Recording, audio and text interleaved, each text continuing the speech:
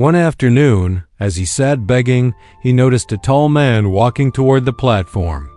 The man wore a clean suit, polished shoes, and carried himself with confidence. The beggar watched him closely and thought, "This man looks rich. If anyone can give me a good amount today, it's him." Gathering courage, the beggar stood up and approached him, holding out his hand. The tall man stopped. He looked directly at the beggar, not with anger, not with pity, but with calm curiosity. "Tell me something," the man asked. "You ask people for money every day. Do you ever give anything to anyone?" The question hit the beggar like a slap. No one had ever asked him that before. He felt embarrassed and lowered his eyes. "Sir," he replied softly, "I am a beggar. I only ask. I have nothing to give." The tall man shook his head slowly. "If you have nothing to give," he said, "then you have no right to ask. I am a businessman. I believe in trade. If you give me something, only then can I give you something in return." Before the beggar could say another word, the man turned and boarded his train. The doors closed and the train disappeared down the tracks. The beggar sat back down, but his hand no longer reached out. His mind was stuck on those words. "If you can't give anything, you have no right to ask." Those words echoed in his head again and again. For the first time in years, he questioned his own life. Maybe the reason people gave him so little wasn't bad luck. Maybe it was because he had nothing to offer. But then another thought came. I am a beggar. What can I possibly give? That question stayed with him all night, the next day, and the next. For 2 days he begged as usual, but his heart wasn't in it. He kept thinking, what can a man with nothing give? On the third day, as he sat near the station, his eyes fell on a small patch of plants growing by the wall. Among the dust and concrete, a few flowers were blooming. Bright, fresh, alive. He stared at them for a long moment. Then a thought struck him. What if I give flowers? It sounded simple, almost foolish. But the more he thought about it, the more it made sense. Flowers cost him nothing, but to someone else, they might mean something.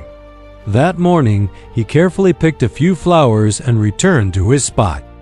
When a passenger dropped a coin into his hand, the beggar smiled and gave the person a flower in return. The passenger looked surprised, then smiled back. Soon another person gave him money. Another flower was exchanged, and another. Something strange began to happen. People started stopping. They didn't just throw coins and walk away. They looked at him. They smiled. Some even thanked him. By the end of the day, he had more money than usual. But more than that, he felt different. He felt useful. From that day on, he made it a habit. Every morning, he picked flowers and offered them in return for money. And every day, more people gave. When he ran out of flowers, people stopped giving. When he had flowers, they paid willingly. For the first time, he understood something important. They were not giving him charity anymore. They were buying something. One evening, as he stood near the platform, he saw a familiar face. The tall man in the suit. The man who had changed his thinking. The beggar rushed toward him, holding a flower. "Sir," he said excitedly, "today I have something to give you. Please take this flower and give me money in return." The tall man smiled and placed some money in his hand. "Ah," he said, taking the flower, "today you are a businessman like me." Those words went straight to the beggar's heart. That night, as the train left, the beggar stood alone on the platform, holding the flower basket. He looked up at the sky and shouted with joy, "I am not a beggar. I am a businessman. I can become rich." People stared at him like he had lost his mind. But something had already changed inside him. The next day, the beggar did not return to the station. 6 months passed. At the same train station, 2 well-dressed men met by chance and shook hands. One looked at the other carefully and smiled. "Do you remember me?" he asked. The second man frowned. "I don't think so." The first man laughed. We've met twice before. Once when I didn't know what to do in life, and the second time when I discovered who I really was.